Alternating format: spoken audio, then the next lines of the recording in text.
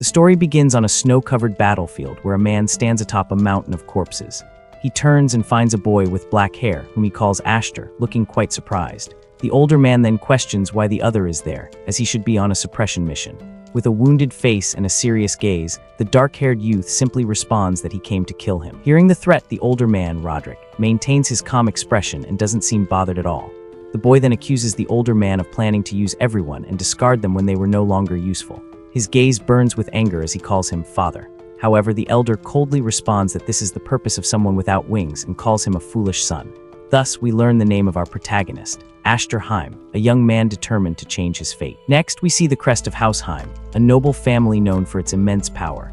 Being the greatest martial house on the continent, they swore to protect the royal family, and their leader is Lord Roderick. He is the sole possessor of the 7 wings in the kingdom, and once saved the young Ashtar from a blizzard on a whim.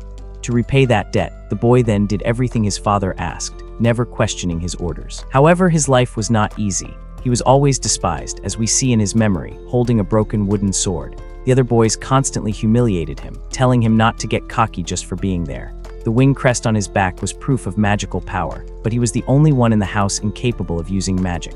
Because of this, his own brothers cruelly nicknamed him the Wingless One to belittle him. Even with all the disdain, the boy never gave up and continued training with the sword tirelessly. The young man pushed himself to the limit, doing push-ups in the rain and dedicating himself to becoming stronger than everyone else. Going back to the past, we see the protagonist in a snowy forest with his companions. Suddenly, the boy hides behind a tree upon noticing something strange approaching. Then he is shocked to see his group surrounded and wonders if it's an ambush. Returning to the present, the boy questions his father about his loyalty being betrayed in this way. But the Lord scoffs, saying a tool should have no expectations and that its role is over. The young man's expression fills with hatred and resentment upon hearing his father's cruel words. With that, he charges with his sword, ready to attack the man. The boy shouts that he was a fool for believing in someone like him all this time. At that moment, he delivers a powerful blow, calling himself a pathetic idiot for his naivety. However, the Lord is barely shaken by the attack and only receives a small cut on his face. Suddenly, 2 men appear and restrain the protagonist with magical energy. These are his brothers, who attack him mercilessly with their swords. The black-haired youth screams in pain, while immobilized and wounded by their cowardly attacks. One of the brothers mocks him lying on the ground, saying a wingless one will always be a wingless one. The 3 stand in front of the defeated boy, while one of them says that crawling suits him. Lying in the snow, he asks why his father took him in if he planned to discard him in the end. The Lord then bends down and tells the boy, "Don't be deluded, for you never had any usefulness at all." He then grabs the youth's hair, forcing him to look at him with a gaze of contempt. The man reveals that he only needed the power of the 7 wings that resided within the boy. With a face full of surprise, the protagonist doesn't understand what the 7 wings are. The Lord then reveals that the boy's mother was quite useful for his dark and selfish plans. He explains that she carried the seed that would serve his purposes to obtain more power. In despair, the young man reaches out his hand into the snow, trying to stop him from leaving. With hatred, he screams in his thoughts, demanding Roderick answer his questions. But the only thing the boy feels is the cold snow touching his nearly frozen hand, his gaze lost and hopeless. He wonders if this is the end of his journey. Then he questions the purpose of his life, and what was all his suffering for. Suddenly, everything turns white and warm, and he wonders if he is in the afterlife or seeing snow. He is in someone's arms, looking confused and not understanding the situation at all. With wide eyes, the boy realizes this is not a dream, but reality. The little one wonders where he is while continuing to lie in the cold, unprotected snow. Then he looks at his small body and realizes something is very strange about it. He raises his tiny hand and questions if that body truly belongs to him. The boy then understands it's not just a small body, but the body of a baby. Looking at the woman holding him, he notes she is lifeless in his arms. Suddenly, he hears voices and sees a golden glint in someone's eyes giving orders. Some men on horseback are desperately searching for the woman in the blizzard. The leader of the group orders them to recover the baby she supposedly kidnapped for Roderick. Hearing the name, the baby is shocked and begins to connect the dots of what is happening. He understands that Roderick was looking for a baby, and that baby is himself. He questions if that baby is really him. The boy remembers being found in a blizzard, understanding he has returned to the past. Golden lights shine around him as his perception of reality changes completely. Finding it all ridiculous, he decides he needs to confirm the situation later. The little one knows that if he stays there, he will end up in the Duke's hands again. With determination, he begins to crawl away from the lifeless woman. A golden energy envelops him, and he thinks he needs to escape as fast as possible. His small hand shines intensely as he supports himself on the icy snow. Suddenly, he is out of breath and curses for not being able to breathe properly. The effort makes his limbs feel like they are burning, and he leaves a trail in the snow. Despite a lifetime of crawling, the boy swears to himself that he will survive. An image of his tragic future appears in his mind, with his hand reaching out to Roderick. With a look of pure anger, the little one swears he will take revenge on Roderick. Even being just a baby, he continues crawling through the vast, white, cold expanse. Exhausted, the boy finally faints upon finding someone's feet in his path. A little girl with white hair calls for her father upon finding the baby fallen on the ground. Then, a man with graying hair appears. He is the Viscount of House Refried. He picks up the boy and wonders what a baby would be doing in a place like that. Snuggled in the man's arms, the little one seems to finally find a bit of peace. The Viscount's eyes widen in surprise, for he didn't expect to find a child there. Next, he notices the long trail in the snow, and is shocked by the distance the baby covered alone. Meanwhile, the little boy just sleeps peacefully, with a very serene expression on his face. In a dark place, the boy wonders where he is while seeing the image of another child. Then, the red-haired baby seems to come to greet him, with several golden feathers in the air. Suddenly, he wakes up frightened in a crib, thinking about not using something he saw during his dream. Then, the little one sees 4 children staring at him, and one of them warns him not to be so rowdy. Completely confused, the boy doesn't understand the situation of being surrounded by the other children. One of the girls holds him in her arms, but the black-haired boy struggles, trying to break free. With a jump, he manages to escape her arms, leaving the other children quite surprised. Immediately, the boy begins to crawl away with a desperate expression on his face. One of the little girls is shocked by the little one's attitude and shouts for him to stop, but he doesn't listen and continues his escape while wondering why he's being chased. Desperate, the protagonist extends his hand, and a golden energy begins to emanate from his body. His eyes shine intensely with the same golden color of his newly awakened magic. Suddenly, he begins to float and is shocked to realize that it's real magic.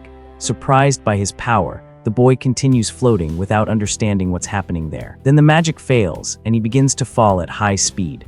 With a face full of panic, the little one prepares for impact while continuing his fall. Fortunately, the Viscount appears and catches him in his arms, finding the boy very mysterious. The protagonist's eyes widen in surprise upon recognizing the man who saved him. He then remembers that this is Hyfried, the Viscount of the Lodic domain, the land of his father.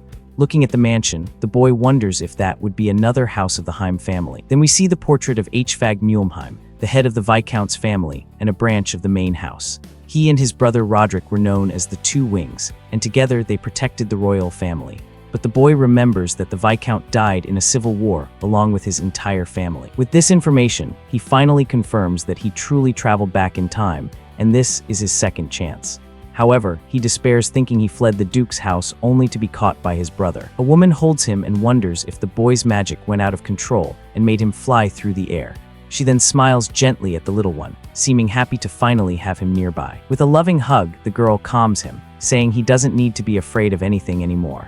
The boy is left speechless by the woman's gentle gesture, who continues to treat him with much love. Meanwhile, the Viscount observes the two with a calm and thoughtful expression on his face.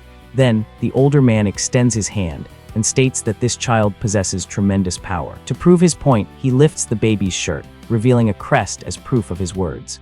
By the mirror's reflection, we see the man and woman shocked to recognize the symbol of the 7 wings. The boy becomes desperate upon seeing the mark on his body and wonders why it's there. His eyes shine with an intense gold as shock completely takes over his mind. Then he remembers Roderick's words about needing the power of the 7 wings that he possessed. A memory of his father holding him in a cold and calculated manner surfaces in his mind at that moment. The boy finally understands he was taken in only to have his 7 wings stolen in the future. Angrily, the boy questions how Roderick dares to call him wingless after having stolen his own. The woman is confused by the sudden change in the little one's expression in her arms. The woman then asks the Viscount what he intends to do with the child in his arms. Hearing the question, the little one thinks the situation is bad and he needs to act quickly. He knows his power cannot fall into the hands of the Heim family, as he needs it for his revenge. To the boy's surprise, the older man simply says they are going to adopt him. This unexpected decision leaves the protagonist completely speechless and without reaction. With a gentle gesture, the Viscount extends his hand to stroke the boy's head.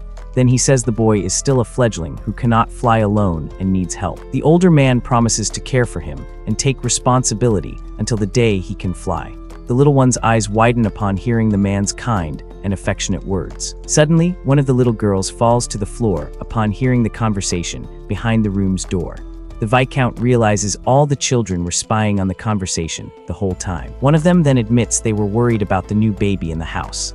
Gathered as a family, the children approach the mother, who holds the new family member. The woman smiles at the little one, while another of her daughters approaches curiously to see him. With a calm smile, the new mother looks at the baby in her arms with much love and affection. Then she lifts him and calls him Astor, the name of a new star born into their family. 10 years later, we see the great mansion of the Viscount's family on a sunny day. Lord H. Fred, now older, is greeted by one of his subordinates at the entrance to his home. Next, a confident Astor descends from a carriage with his sword at his waist. The young man helps a red-haired young lady down from the carriage, calling her sister at the end. The girl thanks the boy's kind gesture, and we remember she was one of the babies who welcomed him. The two walk together with serious expressions. They are on their way to the Sword Dance Assembly, a very important event for the nobility. This annual event is organized by a family of dukes and gathers all the noble martial houses. It is a place where each family shows its strength and also tests its best swordsmen in combat. The two siblings then join a crowd of other young nobles awaiting the start of the event. People begin to gossip about the Viscount's family and the adopted boy of unknown origin. With malicious eyes, they wonder how much the Viscount's family plans to tarnish the Heim name. One of the nobles then points to the protagonist from behind, identifying him as the adopted boy. His sister notices the looks and tells the young man not to worry about the malicious comments. With a clenched fist, she states that in that place, the weak are always crushed without any mercy. The two stand side by side with determined looks, ready for whatever comes their way. Their father then explains that this is the current position of the Viscount's family among the nobles. The Viscount continues, saying he wanted to show this harsh reality to his adopted son. With a serious look, the older man then asks if the boy is disappointed with the situation. But with a confident smile and shining eyes, the young man says he doesn't care about their coldness. The boy's father laughs, relieved by his son's response, seeming quite proud of him. The awkward social hour passes. Astor now stands in a humiliating arena. That place held bitter memories, but now, with his 7 wings returned, everything would be different. With his golden eyes shining intensely, he swears that this time he will not be humiliated by anyone. Then, the three walk toward the event's grand hall. From one of the windows, 2 young nobles observe the Viscount's family's arrival with looks of disdain. The black-haired boy feels the malicious gazes, but doesn't let them shake him. With firm steps, they continue on their way into the hall, ready to make their debut. With a confident smile, he tells himself that this time he will have a glorious social debut. In an era where knights reigned, strength was the most important thing for nobles. Here we see a fair-haired young man fighting with his sword during one of the event's duels. For nobles, power was measured by mastery of the sword and skill in combat. The fights in the arena were considered the pinnacle of swordsmanship and a test for the best warriors. Majesty in combat was a noble's way of showing his renown and his family's power. While the two fight in the arena, the crowd watches every move with great attention. Suddenly, the 2 swordsmen charge at each other in a quick and decisive attack. But the absolute symbol of power and majesty was the medal, something few truly possessed. With a precise blow, the fair-haired young man manages to disarm and defeat his opponent in the arena. The shining mark on his hand was the medal, proof of his power and honor as a knight. Observing from a private box, the Viscount's family comments that the place remains as oppressive as ever. One of the girls then says she now understands why her other sisters didn't want to come to the festival. The protagonist remembers his past life and the bullies who humiliated him in that place. The memory of his crushing defeat in that same event returns with force to his mind. His sister notices the change in his expression and calls his name, seeming worried about him. Then she asks if the boy is nervous because it's his first sword dance festival, but he denies it, saying he doesn't feel nostalgia, but rather finds everything detestable. The red-haired girl is completely confused by her brother's unexpected response. The Viscount then says he needs to go to a meeting and asks his son to look after his sister. The girl complains, saying she is older, but the boy teases her, saying she's clumsy.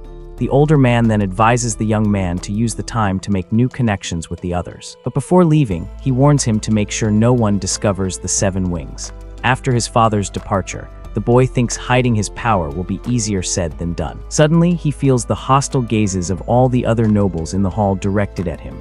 With a sigh, the protagonist thinks, how difficult it is to socialize with such a heavy atmosphere. Even with the hostility, a look of determination arises in his eyes. His sister walks away and asks where he is going in such a hurry. Confidently, the boy simply responds that he is going to make some friends around here. He then approaches a group of young nobles who are relaxing on a sofa in the hall. One of the red-haired boys notices him and asks rudely who the hell he is. Unfazed, the protagonist introduces himself and calls him Alice's brother in a very calm tone. He then reveals his full name as Asterheim and says he is his younger brother. The red-haired boy is surprised, and the youth explains that he saw him from afar and came to say hello. Another noble then explains that this is the boy adopted by the Viscount's family, with a hateful look. The redhead Dice says that's why the other has the audacity to use the Heim in his name. The protagonist then remembers that Dice and Grion are the ones who betrayed him in his past life. With this memory, he finds it pathetic that he once found the two intimidating. Now, in his eyes, they seem like just children playing dress-up on a lit stage. His sister then calls his name, trying to pull him from his dark and heavy thoughts. Next, she pulls him by the arm and says they should leave, as he already said his hello. Suddenly, the red-haired boy calls her by name, and she tenses upon being noticed by him. With a condescending smile, he asks if the girl is still hiding behind her father. Then he invites her to join them, saying it's an order from the main house of the family. But the girl refuses and states there is no master-servant relationship between the families. The protagonist stops her from leaving by grabbing her arm and asking her to wait a bit. With a firm hand on her wrist, he says he hasn't finished talking with the others yet. The black-haired youth then turns to the group with a serious and determined expression on his face. With a malicious look, the redhead asks if the boy knows something they don't. He then insults the girl's father, saying he was a knight who couldn't even protect the king. The noble continues, saying the man took the blame and had his arm cut off by his own brother. He finishes by saying he is happy not to have the blood of a loser in his veins. Angrily, the red-haired girl shouts for him to take back what he said about her father right now. He ends by saying she was the only one to receive the honorary knight's medal this year. The boy offends her and says her father must be very disappointed to have a daughter like her. With a hateful look, he warns her that this is not a ballroom and she should behave. The noble humiliates her and tells her to wear rags next time so she won't mind getting wet. Suddenly, the protagonist approaches and says he was worried before arriving at the place. He then reveals he was afraid he wouldn't feel any anger even after seeing their faces again. He then takes a bottle from one of the nobles beside him in a cold manner. He looks at his sister and says that actually, it's a relief to be there again to face them. The boy throws the bottle into the air and calls Dice's attention with a provocative tone. The red-haired noble barely has time to react, and the bottle quickly falls toward him. But with a quick movement, he cuts the bottle in midair and says it's good to see them again. The noble is completely drenched with the drink and shocked by the young boy's attitude. With sword in hand, he stares at his adopted brother, while the other calls out to him desperately. The boy then tastes the drink on his finger and realizes it was just grape juice. A malicious smile. He says the drink perfectly suits a spoiled noble like him. Flashback 3 years earlier. A voice asks the young boy to control himself during a fight. One of his sisters cries desperately and asks if he is trying to hurt the others. The golden energy seems to go out of control and frightens the little girls who are with him at that moment. The power of the 7 wings explodes dangerously, and he never imagined it would be so strong. The Viscount looks quite worried and wonders if that strength can truly be controlled. He then questions whether the boy and he himself will be able to master that immense and dangerous power. Returning to the present, a guard runs into the Viscount's meeting room with more news, the frantic energy of an NPC with a crucial side quest alert. The older man then asks what happened, as they are in the middle of a conference, the universal frustration of a meeting being interrupted.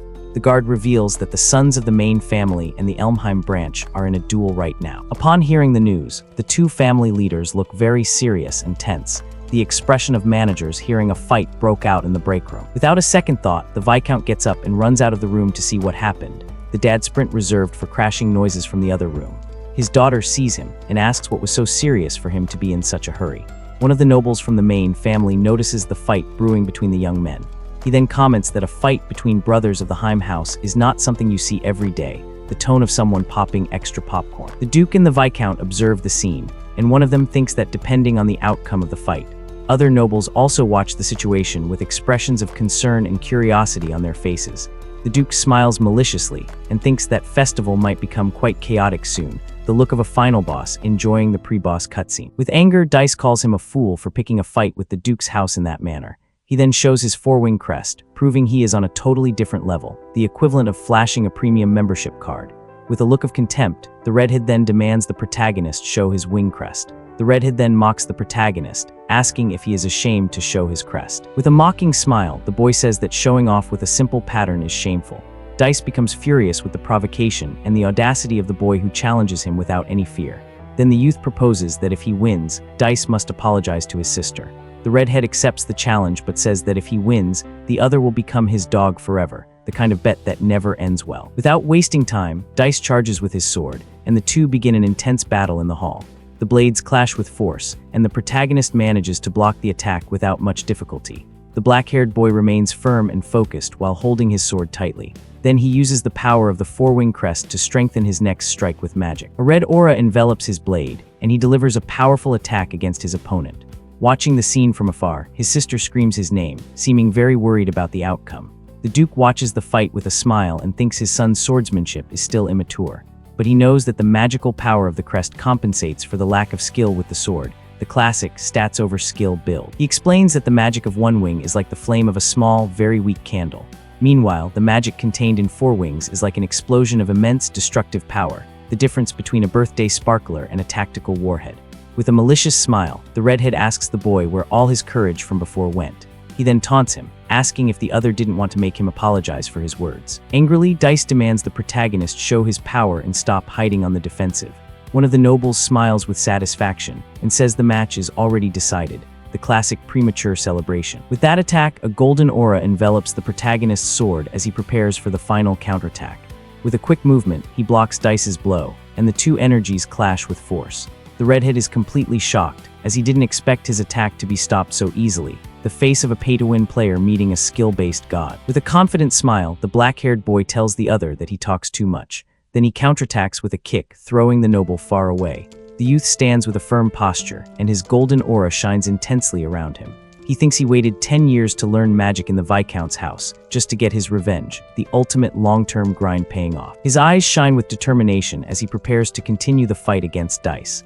Without hesitation, the boy charges with a series of fast and powerful blows against his opponent. The redhead cannot defend himself and ends up falling to his knees, completely overwhelmed, the combo meter hitting astronomical numbers. Another brother watches the scene, shocked, and can't believe Dice is being pressured like that. Then a green and yellow energy pushes the noble back with overwhelming force. Desperate, he screams that he is a four-wing and cannot be defeated by someone like Aster, but the protagonist stares at him with a cold look, not caring about the other's power, the look that says your DPS is insufficient. Next, he delivers another powerful blow that advances toward the red-haired noble. The other nobles are surprised and wonder if the boy is really going to win the fight that way. With focused fury, the boy continues his attack without giving the other a chance to breathe. The Viscount watches the scene worriedly next to his daughter and says the situation is bad. With a face full of anger, Alice tries to resist the overwhelming power of her opponent. Then, a memory of the Viscount being seriously wounded by his brother surfaces in the boy's mind. The man laughed maniacally while his relative fell, unable to do anything. With eyes burning with rage, the protagonist releases an even more powerful golden aura. Desperate, Dice screams for him to stop, but the young man's fury seems to have gone out of control. Seeing the scene, his family in the viewing box screams his name, trying to stop him from going too far. A huge explosion of energy throws the red-haired noble backward with great force. The Duke merely observes the scene with his arms crossed, seeming not to care about his son, the ultimate toxic parent. Then the protagonist stops his attack and drives his sword into the ground right in front of his opponent. Fallen on the ground, Dice is terrified, and the young man tells him to come in rags next time. With a cold and superior look, the boy calls him cousin, showing all his contempt for him. Then he turns and looks at his family in the viewing box, who watch in astonishment. The boy states that he is no longer the wingless Ash, showing that his former weakness has disappeared. With a confident smile, he thinks that realizing this has finally cleared his mind completely. Suddenly, the young man's eyes glow with a reddish hue. Sensing a malevolent presence, he looks to the top of the stairs and sees a sinister figure with a red, shadowy aura, the final boss music starting to play. The protagonist is shocked to realize who the owner of that overwhelming evil power is. The man stares down at the boy with a look of pure malice and contempt on his face. With a cold sweat on his face, the youth can't believe he is seeing his former father there in front of him, the glitch in the matrix he's been waiting for. The nobles can't believe that the Viscount's youngest son defeated the third son of the main family. But the Lord's arrival puts everyone in a bad situation, as he won't stay quiet about the humiliation. The the protagonist feels the intimidating presence and turns to face the approaching man. Fallen on the ground, Dice laughs maniacally upon seeing that his father has finally arrived to save him. The boy then stands face to face with the family leader, the powerful Lord Roderick. The older man stares at him with a serious and furious look, seeming very unhappy with the situation. With a face full of hatred, the young man remembers the name of the one who betrayed him in his past life. The redhead then crawls to his father and grabs his leg, desperately begging for help. With tears in his eyes, Dice calls him father, hoping he will defend him from the protagonist. Next, he points at the boy and accuses him of being the bastard who dared to challenge the family. The noble then begs his father to use his power and put the young man in his place. Suddenly, the Lord crushes his own son's hand on the ground with brutal, cold force, the plot twist no one saw coming. Dice screams in pain and is shocked by his father's unexpected attitude, who punished him without mercy. The other nobles are horrified by the scene and don't understand the man's cruelty toward his son. Even Dice's brother is left speechless seeing the redhead's hand crushed like that, the family therapy bill increasing exponentially. The Lord then humiliatingly asks why he is crying after dragging the family name through the mud. Seeing the scene, the Viscount hides and shouts for his brother to stop the cruelty and not hurt the boy, but he ignores him and tells the redhead that he has no right to hold a sword. The ultimate get-guds speech from a toxic mentor. A tense silence falls over the hall as everyone watches the scene, shocked and speechless. The two brothers then stare at each other with looks full of hatred. The black-haired boy steps forward, points his sword at the Lord and questions him. He then says his cousin still hasn't apologized to his sister. With a challenging look, the young man asks his uncle to wait for the punishment until after the apology, the audacity of a player choosing the confront dialogue option. The older man scoffs at him and asks if he thinks he is someone special just for being an orphan. But the boy responds that he is the Viscount's son and learned a knight's pride from him. The Lord seems not to care about the answer and merely observes his family in the viewing box. Then he accuses the boy of tarnishing the main family's reputation with his attitude. The Duke observes the scene and understands the situation is much more serious than it seems. Another noble comments that this cannot be resolved as a simple children's fight. Fair-haired young man smiles maliciously, seeming to enjoy all the chaos, the spectator who paid for the drama.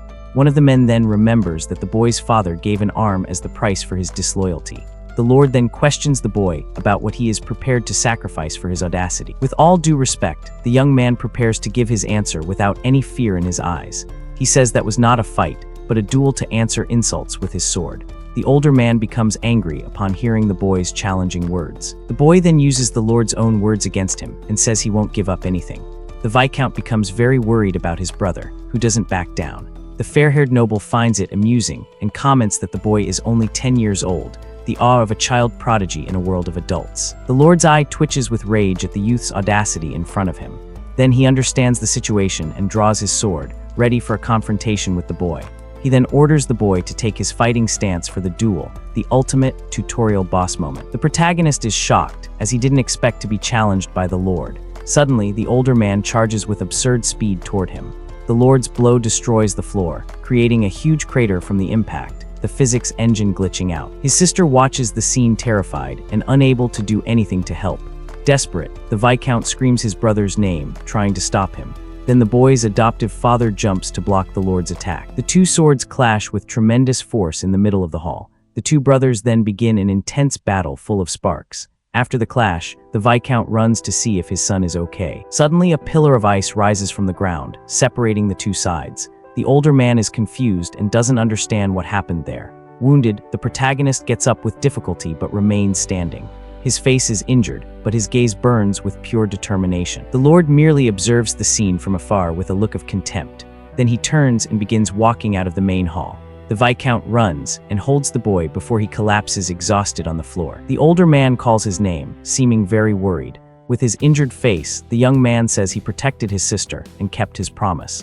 The Viscount tells him he was magnificent in the fight. Roderick then turns and ascends the stairs without saying another word, with his son following close behind.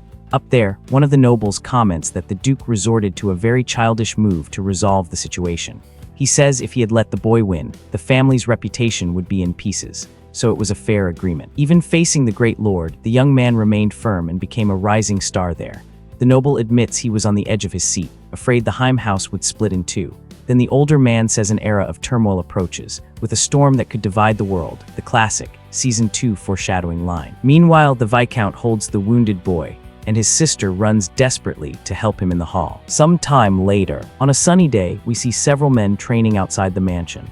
Some knights watch the training with surprised expressions on their faces, seeming impressed. The protagonist trains with a wooden sword and manages to defeat his opponent without difficulty. One of the knights watching the fight is shocked by the boy's skill and says he is impressive. The black-haired youth remains focused on training, and the man calls him young Master Astor. Another knight comments that he has a lot of skill, and it's scary for someone only 10 years old. He then continues, saying the boy crushed Lord Roderick's third son during the event. His friend smiles and says that's a refreshing story, as the main family has long been the gossip mill working overtime. While training, the young man thinks he showed enough of his strength and presence at the sword dance assembly. He believes this will silence the voices that mock the Viscount's house and call him a disgrace.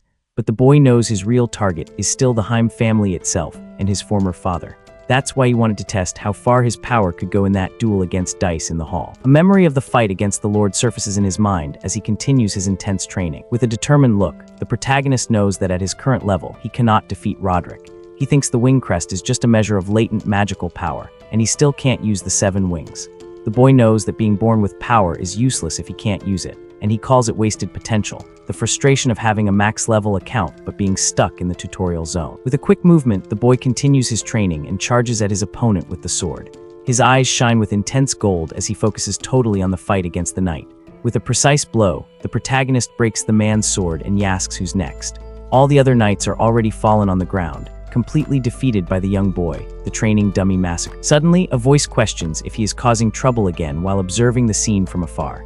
Then, his sister Kudo appears and says he has no limits, but that their father is calling for him. The boy agrees and begins walking toward her, passing the fallen knights on the ground. Then the young man notices the clothes the girl is wearing and seems quite surprised by her choice. The girl then turns to him and asks what's wrong with a curious expression on her face. He comments that it's a rare sight and asks if she didn't hate wearing that type of clothes before. But the young woman responds that everything needs balance and that she aspired not to continue as she was, the cryptic anime girl wisdom. The protagonist is a bit confused by his sister's response and doesn't understand what she meant.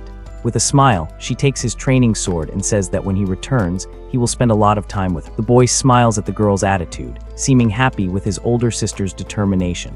He then jokes and asks her to go easy on him in their next training session together. A while later, the boy knocks on his adoptive father's office door to answer the summons. "Excuse me." He enters the room and finds the Viscount sitting at his desk, looking very serious. The young man then asks what the man needs, and he just tells the boy to sit down to talk. Sitting on the sofa, the protagonist awaits his father's words with a calm expression on his face. The older man begins by saying that 10 years have passed since they took him into the family. He continues and says he thought about waiting until the boy was a little older for this. Then the Viscount places a ring on the table, and the boy asks, shocked, what that is. The man then reveals that the ring is proof of the next head of the Viscount's house. With a serious look, he says he wants Astor to succeed him, leaving the youth with shining eyes. The ultimate adopted son becomes heir trope. The Viscount explains that their house is in a very delicate position, and the boy already knows that. He continues, saying that even though they are a branch of the Heim family, they have their own territory to protect. With a serious look, the man says they can't leave the seat of the next head vacant forever. The young man then asks if his sisters agree with this sudden decision by his father.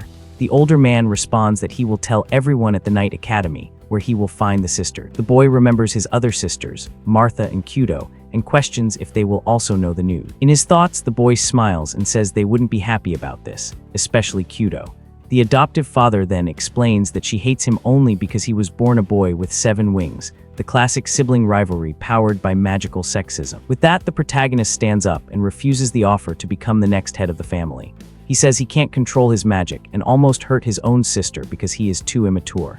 The black-haired youth states that nothing can convince an angry sister and that he is not ready, the wisdom of someone who understands the true final boss. Family drama. The older man merely observes his son's attitude with a calm expression. Then he comments that the boy always made him doubt if he was really just a common child. With a smile, the Viscount says he thought of the ring as a reward for the assembly and opens a box. But he continues and says it seems the boy will prefer what's inside that box. The boy's eyes widen in surprise upon seeing the contents of the box, and he asks himself, "What is that?" The older man then reveals that it is the magical sword Graham, a treasure of his family. This is the devouring magical blade, the only weapon capable of controlling the power of the 7 wings, the legendary weapon drop. The Viscount then takes the boy to a forest and says that place should serve for what he plans. The young man asks why they didn't go to the training hall, and the older man says it's a precaution. He then remembers that his adopted son has a habit of breaking things during his training sessions, the dad logic of taking the destructive kid outside. The man explains that the sword gram is a famous blade passed down only to the eldest son of the family. With an intense glow, the sword is to be activated in the hands of the older man with immense power. The protagonist is completely shocked to see the scene, not understanding what's happening there. The boy then notices the weapon has no blade and wonders if that is really a sword, but his adoptive father infuses it with magical power, and a blade of red energy emerges from the hilt. He then explains that the weapon is a blade of potential, completed by the power of the wielder, the ultimate. The power was inside you all along weapon. Then a powerful attack of red energy advances, destroying everything in its path in the forest. The blow is so strong it creates a vortex of air and dust, showing the immense power of the magical sword. The man warns that with mediocre power, the user can be drained by the blade, and that it has a history, the classic, "This sword eats mana" drawback. With a serious look, he then offers the sword to the young man and asks if he wants to try using it. Without thinking, the boy grabs the sword's hilt with both hands, ready to test his own power. A golden aura envelops him as he concentrates his mana into the weapon to create his own blade. The golden energy then explodes with immense force, and the boy seems to struggle to control it. He then realizes his mana is flowing into the sword on its own, without his command. Suddenly, a huge beam of light shoots into the sky, and one of the knights in the courtyard notices the flash. One of them asks if a comet fell, but his friend says it was the opposite, something flew into the sky. His sister also observes the scene, and one of the men asks the other what he means by that. His sister then looks at the sky and says that is definitely the protagonist's doing, the family's shared understanding that Aster is the source of all strange phenomena. Then the boy holds the sword with a smile and says it is extraordinary, but his adoptive father corrects him, saying it's not the sword that is extraordinary. Then he points to the sky and states that the boy's power is what's impressive. The man explains that there has never been anyone with the 7-wing crest in the entire lineage. He believes that when the boy masters his power, he will surpass even Lord Roderick. At this, the Viscount thinks his adopted son will be stronger than him and his brother. However, he warns that such great power always ends up generating many conflicts. The man continues and says that if they discover the boy has 7 wings, it will be a problem. He explains that everyone would be jealous or even resentful of the young man. He warns that some will exploit him, and others will try to eliminate him for being a threat. So the boy won't regret being weak, the man extends his hand to him. With a serious look, he asks the young man to become strong while he can still train. The protagonist shakes his hand and swears he won't live a miserable life anymore. With determination, he thanks his father and promises to master the 7 wings and the sword, the classic training arc promise. 3 days later, the Viscount's family welcomes someone with open arms at home. Then 2 young women arrive, and the red-haired one announces her return dramatically. With an exaggerated pose, the girl seems very happy to finally be back. The missing sibling returns cutscene. Then she opens her arms and asks for a reunion hug from her younger sisters, but the girls run to hug the white-haired girl, calling her sister Martha. The red-haired young woman is left with open arms and asks, "Why is no one hugging me?" The eternal plight of the dramatic sibling. One of the little ones then complains that the sister always messes up their hair carelessly. Embarrassed, the redhead denies everything and says she would never do something like that to her sisters, the lie so obvious it has its own aura. Suddenly she turns and finds Kudo standing near the stairs observing the scene. Without a second thought, Kudo runs and gives the other girl a very tight hug.